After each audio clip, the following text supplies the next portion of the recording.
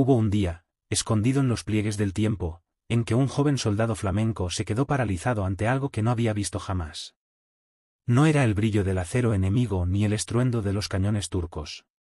Era la manera en que un grupo de hombres avanzaba sin temblor, sin pausa, sin un solo gesto de duda. Aquello parecía irreal, como si no perteneciera al mundo de los vivos.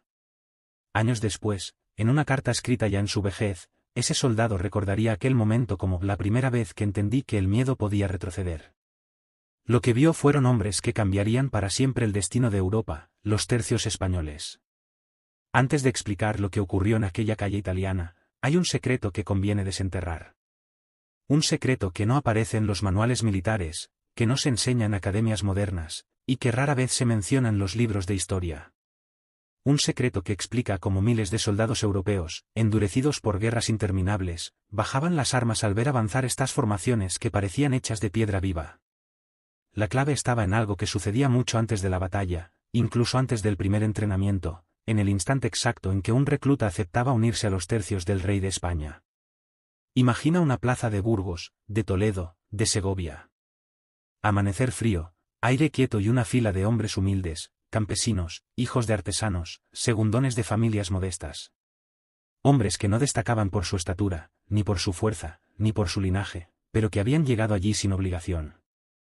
No existía reclutamiento forzoso. El capitán no quería a quien debiera ser arrastrado, quería a quien fuera capaz de morir sin inclinar la cabeza. Cuando el alférez desplegaba la bandera, el capitán recorría la fila y lanzaba la pregunta que marcaba el comienzo de todo: ¿sabes lo que significa servir en los tercios? La respuesta casi siempre salía como un susurro: servir hasta la muerte. Y ahí comenzaba el verdadero misterio. Los tercios no eran simples soldados profesionales. Eran hombres que se unían mediante un juramento silencioso pero absoluto: jamás dar la espalda al enemigo. Ni siquiera un paso. Era una norma no escrita, un código que no estaba reflejado en leyes ni reglamentos, pero que se mantenía vivo gracias a los veteranos. Ese juramento creaba un vínculo psicológico tan fuerte que, según muchos testimonios, daba la impresión de que cada compañía era una familia entera, dispuesta a sostenerse hasta el final. Los reclutas lo entendían pronto. Muchos anotaban en pequeños papeles los nombres de sus compañeros, su procedencia, sus habilidades. Lo hacían porque dentro de los tercios existía una idea muy extraña para otros ejércitos: si un hermano cae, su historia continúa en los que siguen luchando. No era una metáfora. Era una responsabilidad sagrada. Esa forma de ver la muerte generaba una mentalidad que ningún ejército rival consiguió reproducir jamás. No se trataba solo de valor, era una convicción profunda, casi espiritual, de que nadie marchaba solo. Este lazo explica episodios legendarios, formaciones que resistieron horas bajo el fuego constante, cargas imposibles contra fuerzas muy superiores y retiradas ordenadas que parecían coreografías. Pero detrás de todo eso existía otro elemento igual de determinante: la vecindad militar. Muchos soldados provenían de la misma región, del mismo valle, e incluso del mismo barrio. Eran amigos de infancia, primos, conocidos de toda la vida. Cuando avanzaban en formación, lo hacían rodeados de los rostros que les habían acompañado desde niños. La vergüenza de fallar, la idea de abandonar a un vecino, era tan insoportable como el miedo a la muerte. Esa cohesión local creó una fuerza que los enemigos percibían con inquietud. No luchaban junto a desconocidos, luchaban junto a su mundo, con todo lo que eso implica. Ahora vuelve a aquella calle italiana donde el joven flamenco se quedó paralizado. En su carta, describe cómo una compañía española avanzó por una vía estrecha mientras, desde los tejados, una lluvia de arcabuzazos caía sobre ellos. Las varas golpeaban la piedra, saltaba polvo por todas partes, los gritos resonaban dentro de las casas, y, sin embargo, ninguno de los españoles retrocedía. Caminaban como si hubieran ensayado ese avance toda su vida. Mantuvieron la calma incluso cuando las primeras filas se empezaron a caer. No había pánico. No había dispersión. Era una serenidad que inquietaba incluso a quienes estaban acostumbrados al combate. Aquella calma no era simple valentía. Era disciplina emocional, una habilidad transmitida de veterano a novato. No se aprendía en una sala, sino en las noches previas a la batalla, en conversaciones alrededor del fuego, en consejos murmurados mientras se limpiaban los aceros. Los veteranos enseñaban a controlar la respiración, a medir cada paso, a no dejarse llevar por el ruido ni por el caos. Era una tradición oral, casi artesanal. Cada generación pulía a la siguiente. El soldado flamenco comprendió esa disciplina el día en que un español, herido y apoyado en su pica, le dijo con voz ronca: «Aquí ninguno muere solo». Aquella frase, tan simple, estremeció al joven. Resumía la filosofía entera de los tercios: la vida y la muerte no pertenecían al individuo, sino al grupo. Lo importante no era sobrevivir, sino permanecer juntos. Pero había algo más. Algo que incluso los veteranos mencionaban con cautela. Dentro de los tercios existía un ritual, desconocido para los enemigos y casi nunca registrado en documentos oficiales. Un ritual que marcaba la diferencia entre un soldado común y uno dispuesto a aguantar hasta el final. Un ritual que no se revelaba hasta que el recluta demostraba que estaba listo. Nadie fuera de la unidad sabía exactamente en qué consistía, pero todos coincidían en que aquel momento transformaba al hombre para siempre. Ese ritual, envuelto en silencio durante siglos, es el que explicaba por qué, incluso en las situaciones más desesperadas, los tercios resistían cuando cualquier otro ejército se habría rendido. Y es ahí donde comienza a abrirse el segundo gran misterio. Uno que durante mucho tiempo permaneció oculto entre cartas privadas, anotaciones marginales y testimonios recogidos casi de casualidad.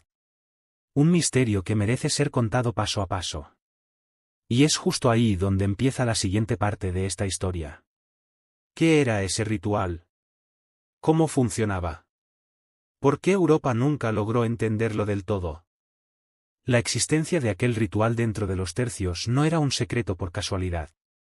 No se ocultaba por miedo ni por superstición, sino porque formaba parte de la esencia de la unidad. Era un gesto íntimo, un compromiso silencioso que solo tenía sentido entre los hombres que lo compartían. Nunca se realizaba ante extraños. Nunca se explicaba por escrito. Solo sobrevivió gracias a testimonios dispersos y a relatos personales encontrados siglos después en baúles familiares, muchos de ellos en pueblos perdidos de Castilla o Aragón. Los cronistas posteriores lo llamarían el acto del juramento interior, aunque en su tiempo no tenía nombre. Los soldados simplemente lo pasaban. Sucedía en el momento adecuado, a menudo la noche antes de la primera batalla seria del recluta. El campamento estaba envuelto en esa calma tensa que antecede al amanecer. Las hogueras consumían sus últimas brasas. Los veteranos se reunían en un punto apartado, lejos del bullicio de los mozos que intentaban dormir. Y allí, en silencio, llamaban al recién llegado. No había discursos. Nadie levantaba la voz.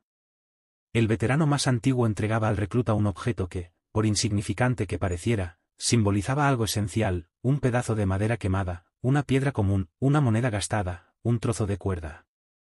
Cada compañía tenía su objeto propio.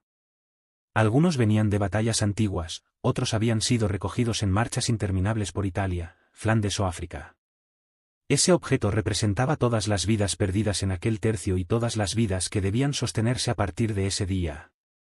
El recluta lo sostenía en la mano mientras escuchaba las únicas palabras que formaban el ritual. Esto no es tuyo.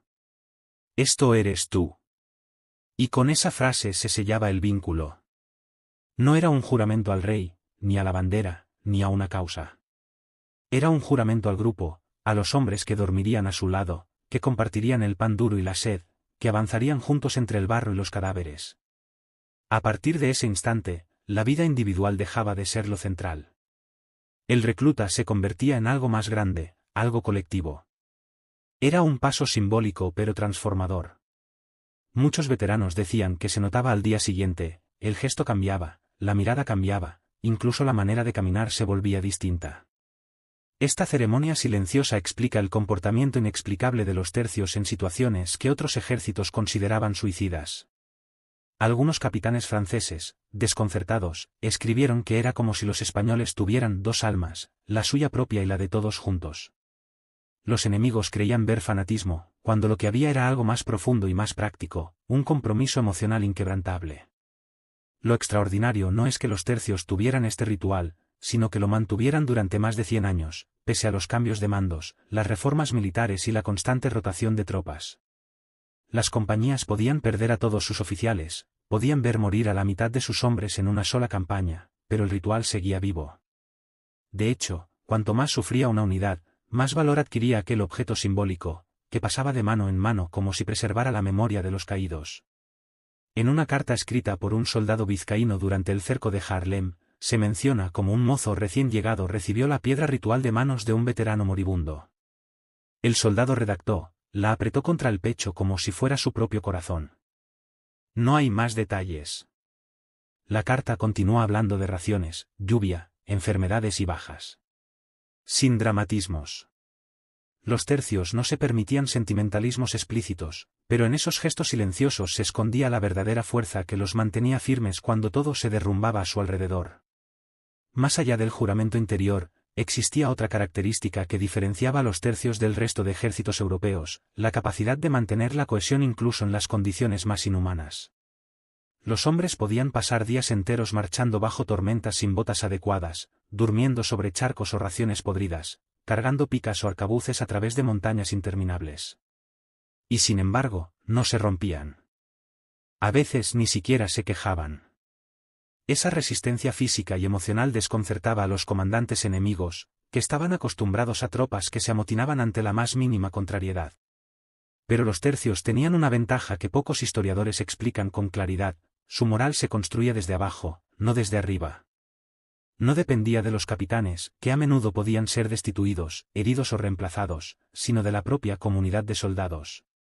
Entre ellos existía un principio que hoy suena casi increíble: si un oficial era incompetente o abusivo, la tropa podía protestar como un solo hombre, y en muchos casos el mando superior intervenía para sustituirlo. No eran piezas intercambiables de una máquina militar rígida. Eran una hermandad armada. A eso se sumaba otra costumbre llamativa: las compañías solían tener una mascota o un símbolo extraoficial. No siempre era un animal, a veces era un estandarte viejo, una imagen religiosa, un objeto sin valor aparente.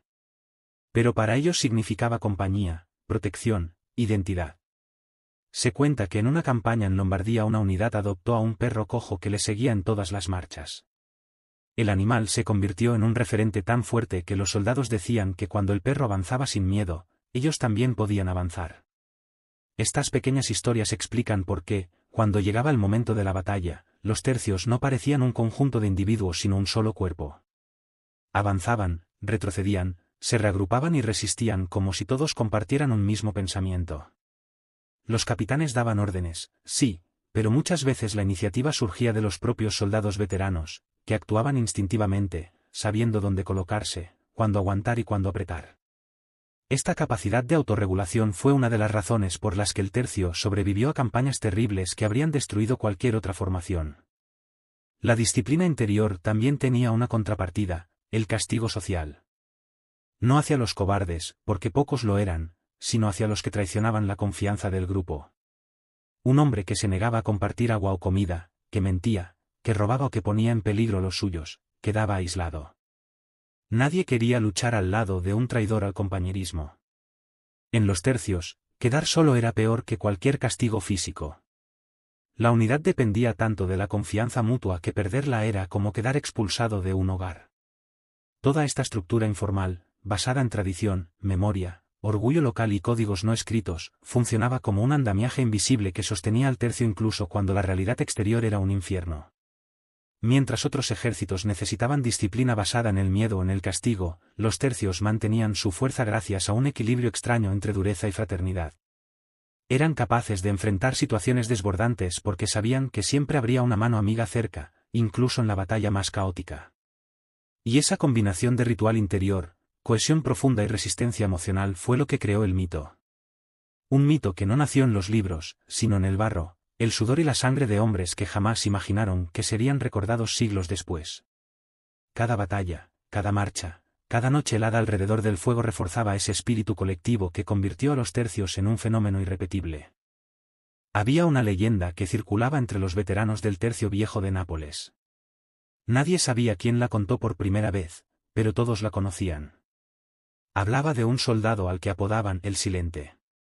No porque fuera mudo, sino porque jamás decía una palabra antes de entrar en combate. Era un hombre menudo, de rostro común, sin rasgos heroicos ni cicatrices llamativas. Sin embargo, cada vez que se formaba el cuadro de picas y los arcabuceros buscaban su posición, el silente aparecía en primera fila, sin vacilar. Los jóvenes reclutas murmuraban que aquel hombre tenía un don extraño. Decían que sobrevivía a heridas imposibles y que, cuando una bala le rozaba el rostro, él apenas pestañeaba. Algunos aseguraban haberlo visto sangrar, otros afirmaban que jamás había recibido un solo rasguño en 20 años de servicio. Lo que nadie sabía era su verdadero secreto: llevaba en el interior de su jubón un pequeño relicario de madera, tan viejo y gastado que apenas se sostenía. Dentro guardaba un mechón de cabello de un camarada muerto hacía mucho tiempo, un amigo con el que había entrado en su primer tercio. Susurraba unas palabras únicamente al abrir ese relicario, justo antes del combate. Después se volvía de piedra. Y así luchaba. No era el único rumor extraño que acompañaba a los tercios. En el tercio de Sicilia había historias aún más inquietantes. Se decía que en una campaña en el sur de Italia, durante un invierno especialmente cruel, una sección entera logró sobrevivir varios días sin comida gracias a un misterioso saco de harina que nunca se vaciaba. Los soldados juraban que lo habían visto disminuir, pero jamás terminarse. Era imposible, claro. Y sin embargo, aquel saco permitió mantener vivas a una docena de almas que, de otro modo, habrían muerto de hambre. Los veteranos, conscientes del peligro de caer en supersticiones, solían explicarlo como un simple error de memoria en medio del cansancio. Pero los que estuvieron allí repetían siempre lo mismo: hombre, hambre, pero la harina, acabar, no acababa. También existió un rumor más terrenal, aunque igual de inquietante, el del cuaderno del desorden. Según contaban algunos capitanes, en ciertos tercios había un pequeño libro donde los escribanos anotaban los nombres de aquellos soldados cuyos actos habían provocado caos en formación, pasos mal dados, disparos prematuros, palabras impacientes, miradas de miedo. No se trataba de un registro para castigar. Era una especie de diario interno que servía para recordar los momentos en los que la unidad podía haber flaqueado.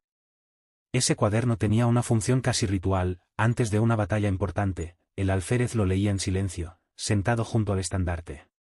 Y luego lo quemaba en la hoguera, para que, simbólicamente, todos empezaran desde cero. Algunos decían haber visto cómo, al arder ese cuaderno, los veteranos se tranquilizaban. Como si aquello purificara las dudas acumuladas. Otros, más escépticos, alegaban que se trataba simplemente de una tradición útil para recordar errores. Pero nadie negaba que, tras ese acto, el ambiente en el campamento cambiaba de manera palpable. Era como si todos respiraran mejor. Había historias más pequeñas, casi íntimas, que también merecen contarse. En el tercio de Lombardía existía la costumbre de que los soldados llevaran consigo una pequeña cinta roja escondida en alguna parte del uniforme. No formaba parte del equipo oficial ni tenía relación con el rey ni con la religión. Era una cinta que se pasaba de veterano a novato, cortada siempre del mismo rollo que un soldado sevillano había llevado consigo desde su primer combate.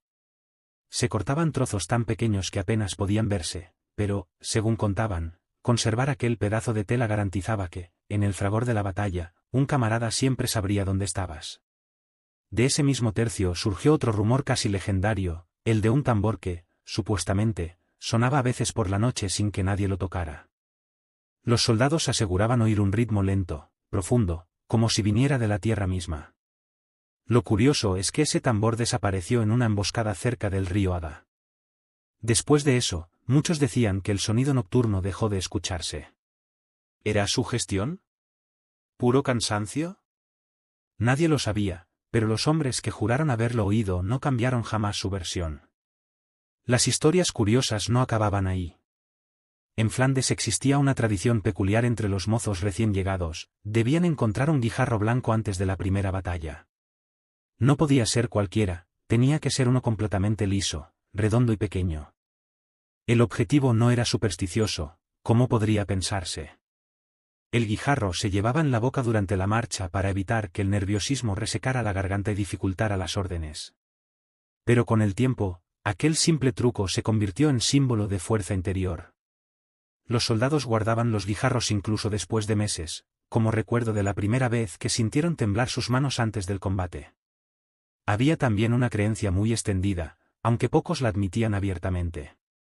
Se decía que en cada tercio había un hombre que actuaba como suerte viviente. No era elegido ni se nombraba oficialmente. Los soldados lo reconocían por pequeños indicios, siempre encontraba agua antes que los demás, detectaba emboscadas sin saber cómo, intuía la dirección correcta en medio de la niebla. Nadie quería perder de vista a ese individuo en momentos difíciles. A veces, si él se quedaba atrás, la compañía volvía la vista inquieta. Estos hombres de la suerte raramente se daban cuenta de su estatus. Para ellos, todo era casualidad. Para los demás, no tanto. Una de las historias más extrañas provino del sitio de Maastricht. Allí se decía que un arcabucero castellano había desarrollado una costumbre insólita: antes de disparar, rompía un trozo diminuto de pan duro y lo lanzaba al aire a modo de ofrenda. Los compañeros se reían, pero él continuó haciéndolo. Lo curioso es que, según los relatos, jamás sufrió un fallo de mecha en toda la campaña, pese a la humedad constante. Los soldados, que convivían en condiciones brutales, necesitaban aferrarse a cualquier signo extraño que diera sensación de control. Aquel hombre se convirtió, sin quererlo, en una especie de talismán humano. Pero quizá la historia más misteriosa de todas fue la de un estandarte que, según los veteranos, nunca se manchaba de sangre. No importaba cuántas batallas se libraran ni cuántas lluvias cayesen sobre él. El paño amarillento permanecía limpio, como si rechazara la suciedad. Los soldados lo observaban con una mezcla de fascinación y respeto.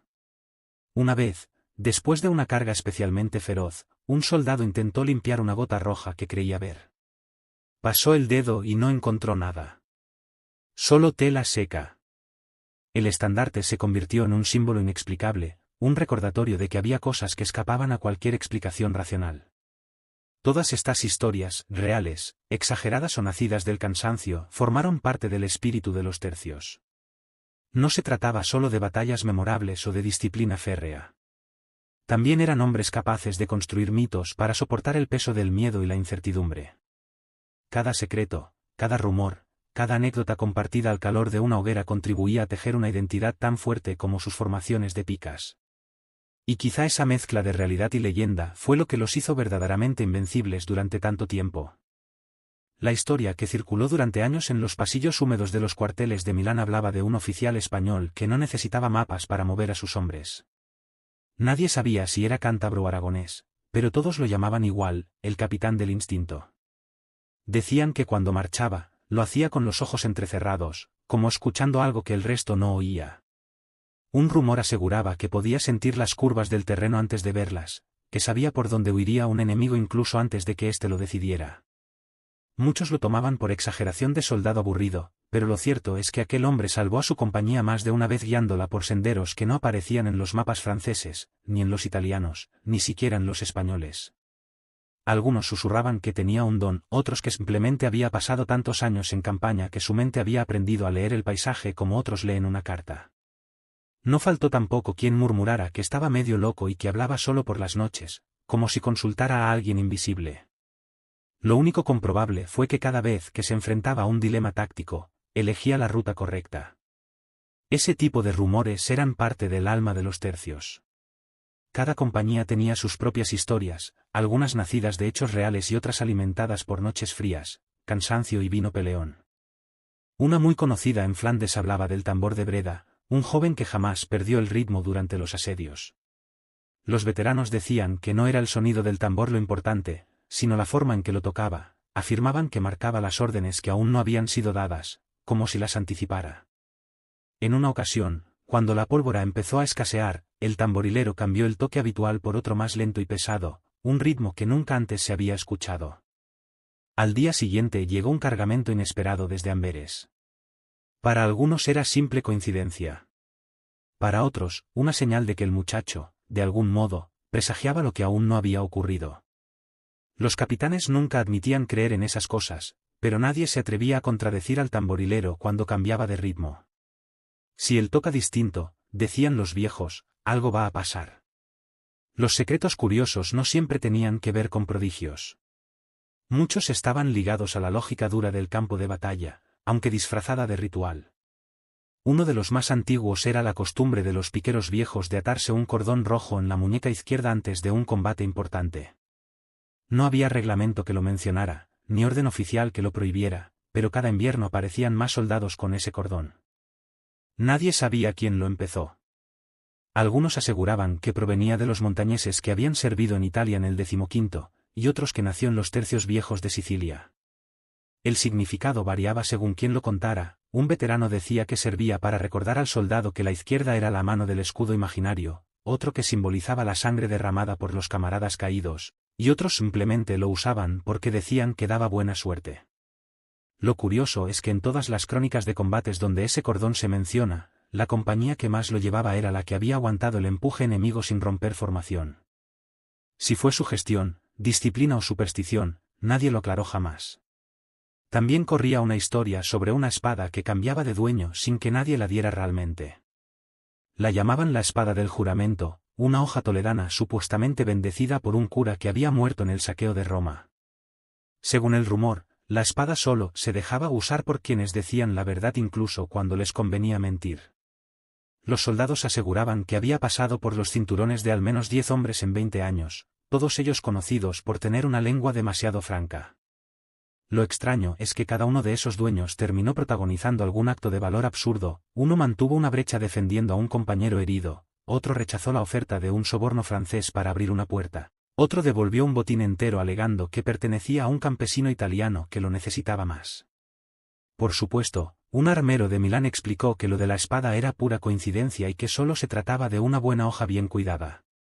Pero aún así, cada vez que desaparecía de un campamento y aparecía en otro, la moral subía sin que nadie supiera por qué. En los tercios abundaban también los secretos logísticos, esos que no salían en los manuales porque se transmitían de boca en boca. Uno de los más comentados era la existencia de una red de mensajeros invisibles entre las compañías españolas dispersas por Europa.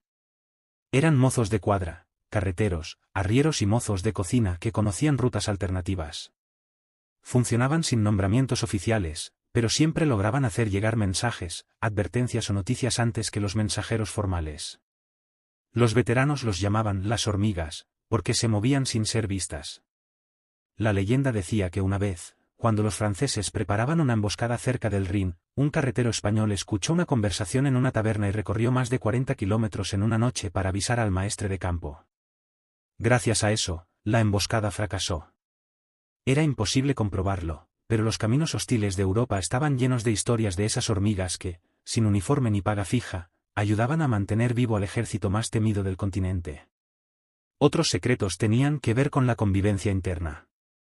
Había un gesto muy particular que los reclutas tardaban en comprender: cuando un soldado veterano te ofrecía 3 trozos de pan en lugar de 1, significaba que te estaba poniendo a prueba. El primer trozo era para el hambre, el segundo para el compañero y el tercero para el honor. Si el recluta se comía los 3, se ganaba un mote que podía acompañarlo años, casi siempre alguno poco halagador. Si compartía uno, pero no sabía con quién, era considerado un novato sin instinto. Solo si repartía el pan de manera natural con un compañero cansado o herido, sin darle importancia, el veterano asentía y lo dejaba marchar. No era un examen oficial, pero todos sabían de ese rito silencioso. Servía para medir carácter, para separar a los que aguantaban del modo adecuado de los que se derrumbaban a la primera desgracia. Una de las historias más persistentes era la del arcabuz silencioso. Se decía que en un destacamento español en Lombardía existía un soldado capaz de disparar sin que su arma produjera el estampido habitual. El rumor aseguraba que su secreto era una mezcla especial de pólvora y tierra húmeda que él mismo preparaba. Nadie vio jamás esa mezcla y ningún maestro arcabucero confirmó que fuese posible, pero lo que sí ocurrió fue que un soldado enemigo declaró, tras ser capturado, haber oído disparos fantasma durante un asalto nocturno. Aquello bastó para que el mito creciera. La idea de que los tercios podían disparar sin ruido inquietó a más de un general extranjero. Había incluso susurros sobre un guía alemán contratado por los españoles que afirmaba poder oler la pólvora a kilómetros de distancia. Un cuento improbable, sin duda, pero repetido con tanta insistencia que algunos empezaron a creer que tenía algo de cierto. El guía aseguraba que cada ejército tenía un aroma diferente según la mezcla de pólvora que usara. Lo ridículo del asunto no impidió que, en varias ocasiones, las compañías españolas se adelantaran a movimientos enemigos supuestamente detectados por él. Una casualidad tras otra, o la prueba de que a veces la credulidad puede ser tan útil como la ciencia. Los tercios vivieron entre pólvora, disciplina y adversidad, pero también entre historias que se contaban junto al fuego, mezclando realidad y fantasía. Esas historias fueron su manera de resistir el cansancio, de dar sentido a lo inexplicable, y en ocasiones, de mantener viva la moral cuando todo parecía derrumbarse. Lo fascinante es que, aunque muchas nacieran de exageraciones, todas contribuían a la leyenda que hoy aún rodea a aquellos soldados.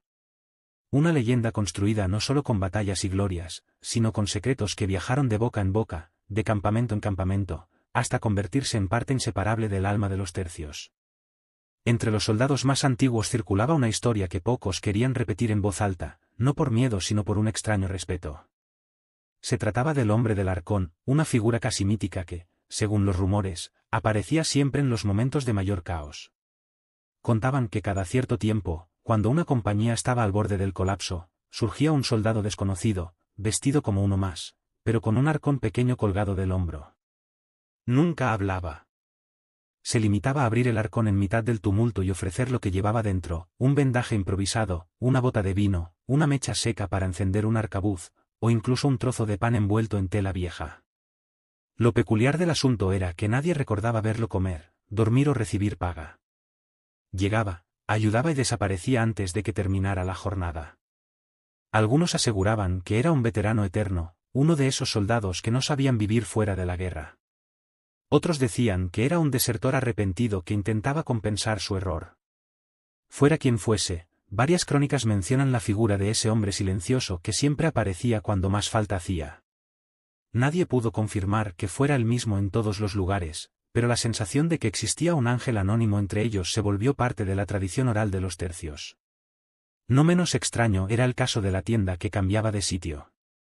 En los campamentos grandes, donde miles de hombres levantaban sus tiendas siguiendo un orden estricto, había una en particular que, según decían, nunca amanecía en el mismo sitio. Pertenecía a una pequeña cuadrilla de soldados valencianos conocidos por su disciplina y silencio. Cada anochecer la colocaban junto a la fogata principal, y cada mañana aparecía unos metros más allá, como si alguien la hubiera movido con sumo cuidado. Nadie los vio hacerlo y ellos jamás dieron explicaciones. Los rumores crecieron tanto que algunos decían que la tienda se movía para buscar un terreno más firme, otros que era una superstición para evitar desgracias, y no faltó quien afirmara que se trataba de una estrategia para mantener siempre descolocado a cualquiera que intentara espiar sus movimientos. La verdad nunca se supo, pero el hecho de que la tienda apareciera en lugares inesperados alimentaba el misterio y despertaba una especie de respeto hacia aquellos soldados silenciosos que parecían seguir un código que nadie entendía. También se hablaba con frecuencia del cuaderno negro, un libro pequeño que pasaba discretamente de mano en mano entre oficiales y alféreces. Era un cuaderno hecho con tapas de cuero oscuro y páginas que parecían resistir la humedad y el tiempo mejor que cualquier otro.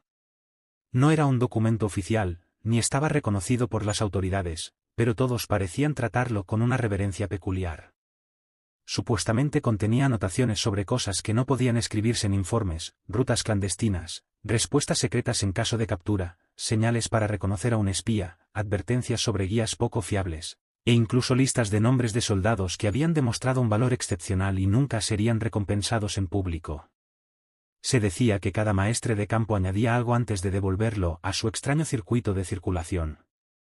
Una hipótesis aseguraba que el cuaderno no era más que un compendio de trucos transmitidos por generaciones. Otra defendía que contenía instrucciones de emergencia dejadas por comandantes veteranos que sabían que había situaciones de guerra tan oscuras que no debían figurar en un archivo oficial. Lo único cierto era que, cuando un alférez recibía el cuaderno negro, dormía esa noche con un pozo de inquietud y responsabilidad, como si hubiera aceptado un legado que no podía compartir con nadie. Había rumores que rozaban lo sobrenatural, como el de la columna que jamás retrocedió, incluso cuando las órdenes eran retirarse. Ocurrió, según decían, en un choque confuso en Flandes, cuando la niebla lo cubrió todo. La columna, formada por veteranos de Sicilia, continuó avanzando como si la niebla no les afectara. No oyeron las órdenes de retirada. No vieron las señales. Siguieron con paso firme hasta que salieron del banco de niebla y se encontraron frente a una posición enemiga casi vacía, abandonada minutos antes. Tomaron el puesto sin disparar un solo tiro. Los cronistas registraron el suceso como un accidente táctico, pero la tropa lo interpretó de otro modo. Aquella columna parecía caminar guiada por un instinto colectivo que iba más allá de la vista o del oído. Para muchos, era prueba de que la disciplina férrea podía convertirse en una especie de sexto sentido, algo que permitía al grupo funcionar como un solo hombre cuando todo alrededor era confusión. Entre los secretos más llamativos estaba el llamado truco del pañuelo húmedo, una técnica casi desconocida incluso entre veteranos. La historia afirmaba que algunos arcabuceros experimentados humedecían ligeramente un pañuelo y lo colocaban entre la boca del arcabuz y la mecha en días de viento fuerte. Así, el viento no apagaba la chispa y el disparo salía más seguro. La teoría parecía absurda, pero varios testimonios coincidían, arcabuceros capaces de mantener una cadencia de fuego sorprendente bajo condiciones adversas. Era un detalle mínimo, una idea tan simple que muchos la descartaban, pero la diferencia entre un disparo que sale y uno que falla podía decidir un choque entero. La mayoría de los soldados que usaban ese truco jamás lo admitían abiertamente, como si formar parte de un conocimiento semifurtivo los hiciera sentirse guardianes de un secreto que no debía llegar a oídos de los oficiales. No faltaban tampoco historias de rivalidades silenciosas dentro de los propios tercios. Entre ellas destacaba la de los dos abanderados enemigos, dos hombres destinados a llevar la misma bandera en diferentes campañas, que jamás coincidieron en la misma compañía, sin embargo, parecían ligados por una especie de competencia no declarada. Cada vez que uno protagonizaba un acto heroico, el otro intentaba superarlo meses después. Las noticias viajaban rápido en los caminos y tabernas, y cada hazaña se convertía en una leyenda casi inmediata. Los soldados seguían la historia como si fuera un relato serial contado por mensajeros ambulantes. Algunos decían que los dos hombres se habían cruzado una sola vez, en un patio de armas, y que se habían jurado superarse mutuamente. Otros aseguraban que jamás se habían visto y que la rivalidad era producto de la imaginación colectiva. Lo fascinante era que, a través de esa supuesta rivalidad, ambos elevaron el prestigio de sus compañías, y la bandera que cada uno defendía se volvió símbolo de un orgullo que trascendía incluso al propio maestre de campo. Entre los relatos más peculiares se encontraba la costumbre de algunos capitanes de esconder monedas bajo las piedras del campamento antes de marcharse. No lo hacían por superstición ni para despistar al enemigo, sino por una razón más humana, dejaban esas monedas pensando en los soldados que pudieran llegar después, tal vez cansados, tal vez hambrientos, tal vez sin paga. Era un gesto minúsculo que rara vez se hacía público, pero que quedó grabado en la memoria de quienes alguna vez encontraron una de esas monedas cuando más la necesitaban. No era una fortuna, apenas lo suficiente para un pedazo de pan o un remiendo urgente. Pero en la guerra, un detalle así podía cambiar el ánimo de un hombre en una jornada especialmente dura. Finalmente, existía el rumor de que, en determinados momentos críticos, cuando la moral caía y el cansancio pesaba más que el acero, algunos veteranos se reunían en silencio alrededor de un brasero y recitaban una especie de oración sin palabras. No era un rezo en el sentido tradicional, no había frases reconocibles, ni invocaciones religiosas. Era más bien un murmullo colectivo, un ritmo extraño, como si cada uno aportara un sonido distinto hasta formar un eco común. Se decía que aquel murmullo servía para sincronizar los ánimos, para recordar que el miedo era compartido y que ninguno estaba solo en la oscuridad. Muchos oficiales desconocían la existencia de este ritual, otros lo toleraban sin entenderlo. Lo que sí sabían era que, después de ese murmullo, la compañía entera parecía recuperar una serenidad difícil de explicar. Los tercios españoles se forjaron entre pólvora, barro, disciplina y sacrificio, pero también entre historias que sobrevivieron al paso del tiempo. Muchas fueron inventadas, otras nacieron de coincidencias, y unas pocas quizá tuvieron algo de verdad. Todas, sin embargo, revelan algo esencial: en un mundo tan duro como aquel, los hombres necesitaban creer en algo más que órdenes y formaciones. Necesitaban secretos, rituales, rumores y leyendas para soportar lo insoportable. Y así, entre lo real y lo imaginado, construyeron una identidad que aún hoy sigue viva, oculta entre los pliegues de sus viejos estandartes.